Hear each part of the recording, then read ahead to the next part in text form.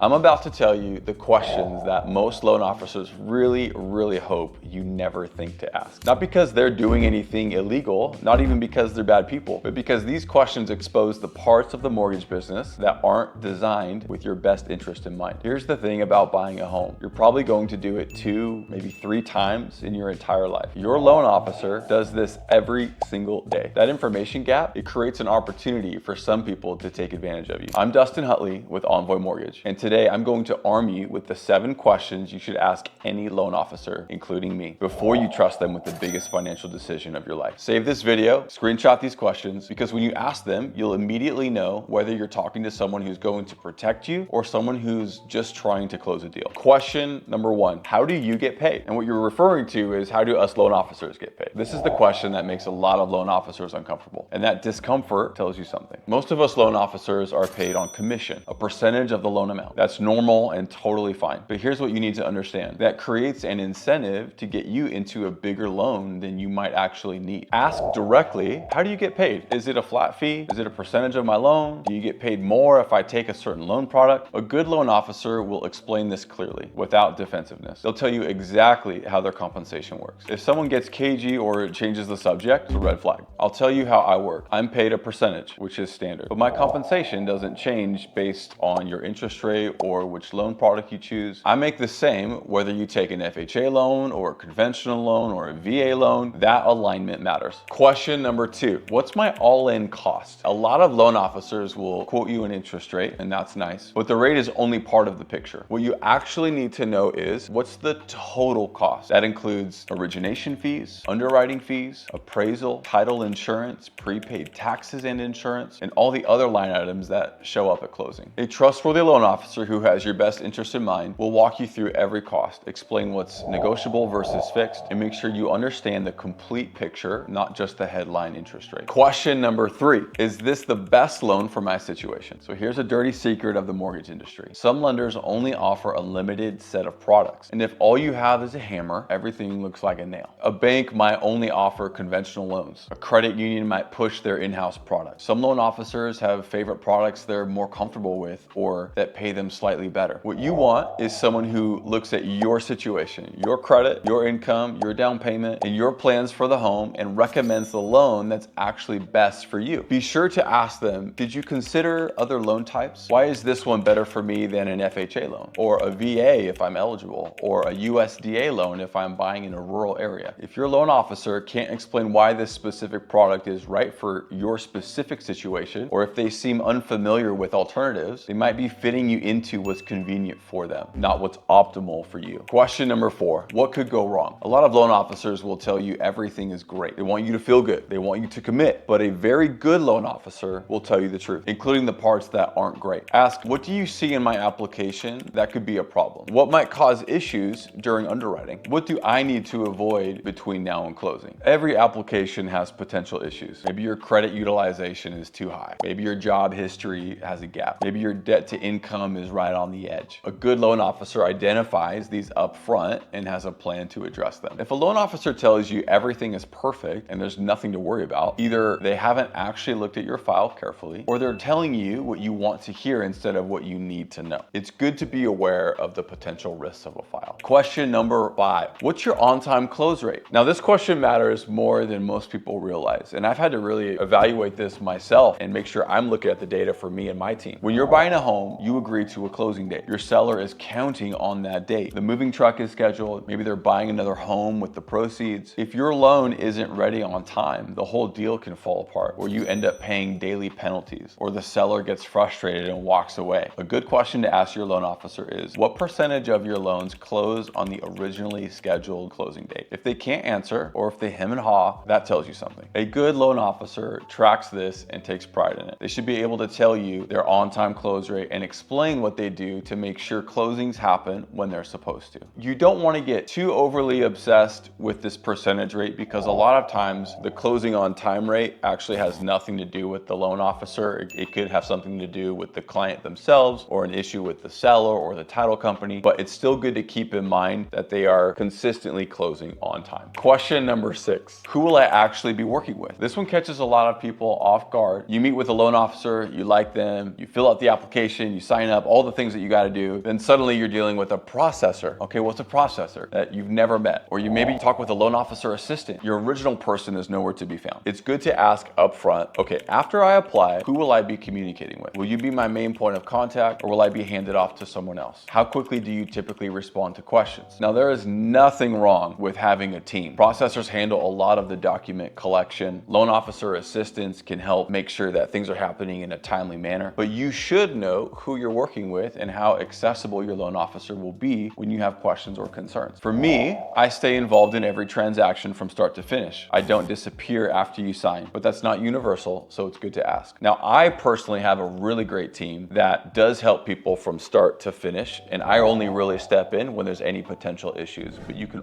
always reach out to me at any point in time in the process. Question number 7, what happens after closing? Most people don't know this, but your loan will probably be sold after you close. It's normal. Your interest rate and terms don't change, but who you send your payment to might. A lot of times we call this a new servicer. We don't always call it a lender or whatever. It's whoever's servicing your loan is who you're making your mortgage payment to. You can ask, will my loan be sold? Who will service it? Will I still be able to reach you if I have questions a year from now? The reason this matters is if you ever want to refinance, make extra payments, or have questions about your escrow account, you want to know who to call. And ideally, you want to still have a relationship with someone who knows your situation. And the easy answer for me is that absolutely have my number ready with any mortgage related question that you have. I stay in touch with my clients after closing. When rates drop and refinancing makes sense, I reach out. Not every loan officer operates this way, so ask about what happens after you get the keys. All right, so here's the recap on all of these 7 questions. The loan officers that get uncomfortable with these questions, they're not your people. The ones who welcome them, those are the ones you can trust. If you've got questions about mortgages, about the process, about anything, I want to hear them. We're not hiding anything. There's no reason to. We want to be transparent and we want to help you. If this video helped you feel more prepared, hit that subscribe button below. Every week, I break down the mortgage process in plain English. No hiding, no secrets, just honest information to help you make the best decision for you and your family. We'll see you next time.